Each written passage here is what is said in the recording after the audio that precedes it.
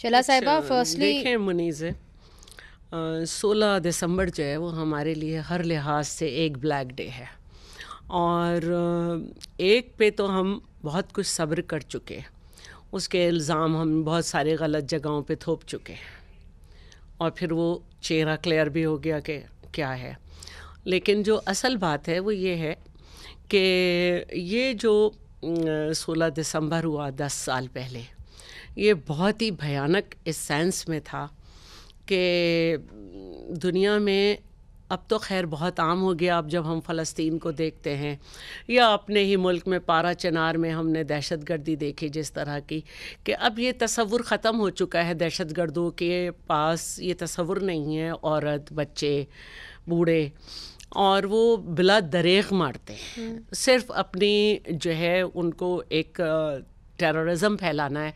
تو یہ ہوا. اب واقعی یہ حکومت کا فرض تھا، اور نیشنل ایکشن پلان کے بعد یہ صوبے کو اختیارات ہیں کہ وہ پورا اپنا کام کرے، اور جہاں پہ اس کو ضرورت ہے وہ فیڈرل سے جو ہے وہ مدد لے، اور لی جاتی ہے. آپ دیکھیں کہ کراچی میں بہت زیادہ دہشت گردی تھی، بہت زیادہ دہشت گردی تھی، کیونکہ وہاں سے ریونیو جنریٹ کر کے وہاں پہنچایا بھی جا رہا تھا. لیکن ہم نے رینجرز کو جب بلایا ہے تو انہوں نے کپتان قیم علی شاہ صاحب کو کہا، اور اس کے بعد انہوں نے کہا کہ ہمیں کسی قسم کی مشکل نہیں ہوئی، ہمارے ساتھ بہت تعاون کیا گیا. لیکن وہاں پہ اس طرح نہیں ہوا. نہ صرف احسان اللہ احسان چھوٹا، ایک رکنی بڑی مشکل سے کمیشن بنا. کتنے بچے شہید ہوئے تھے، کتنے بچے شہید ہوئے تھے، اور اس کے ساتھ ساتھ پھر اس کے بعد بنو جیل بھی ٹوٹی، اور اس میں بھی اپنے ناپسندیدہ عناصر کو قتل کر کے، جس میں خواتین بھی شامل تھیں، ان کو بھاگے. مطلب ان کا ایکسس جیل میں اس سائڈ بھی تھا جہاں خواتین تھیں. تو پھر ہم ایک سوچ بہرحال ضرور دیکھتے ہیں کہ ایک سوچ یہ تھی کہ شروع سے ہی یہ کہا جاتا تھا کہ طالبان ہمارے بچھڑے بھائی ہیں ان کی پارٹی کی طرف سے. پھر یہ بھی کہا جاتا تھا کہ ان کو دفاتر دینے چاہیے.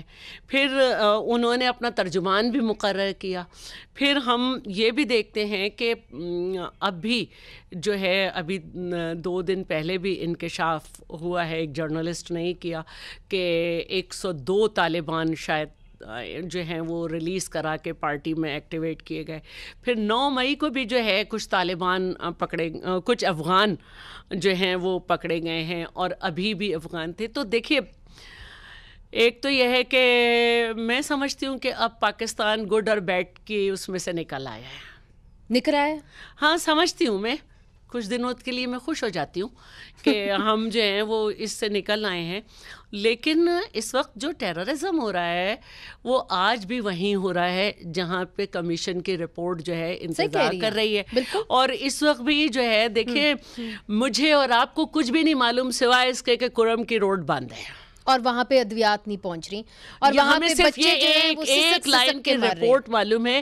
جو وہاں پہ جتنے لوگ شہید ہوئے ہیں نا، اگر یہ اس دن وہاں پہ توجہ کرتے تو 26 نومبر نہ ہوتا، کیونکہ وہ اتنا بڑا سانحہ ہے جس کی رپورٹ ہم تک پوری نہیں آئی ہے. یہ وہاں جاتے، وہاں پہ لوگوں کے گھر میں جاتے، وہاں کے لوگوں کے ساتھ تعزیت کرتے.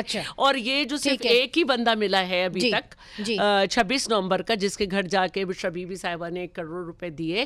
اگر یہ پیسے اور یہ سارے انتظامات، یہ پوری قوت وہاں لگتی تو پھر آپ کو یہ نہ کہنا پڑتا کہ دونوں جگہ کے جو شہید ہیں. نہیں، فرقہ واریت ہو رہی ہے وہاں پہ، اور جب فرقہ واریت ہو تو یہ نہیں سوچا جاتا کون کر رہا ہے، آپ کو بھرپور دیکھنا پڑتا ہے کہ کہاں سے ہوا. اچھا، آپ نے بہت ساری جو چیزیں ہیں نا ان کو ہائی لائٹ کیا ہے. میرا خیال ہے کافی اہم باتیں آپ نے کی ہیں، خاص طور پہ آپ نے پریفر کیا ایک وزیر اعظم کو جھوٹے مقدمے میں گھر بھیجنے پہ. آپ نے الجھائے رکھا پیناما پہ، کمیشن بنا کے اس کو سزا دی اقامہ پہ، اور اب وہ سب غلط ثابت ہو گیا.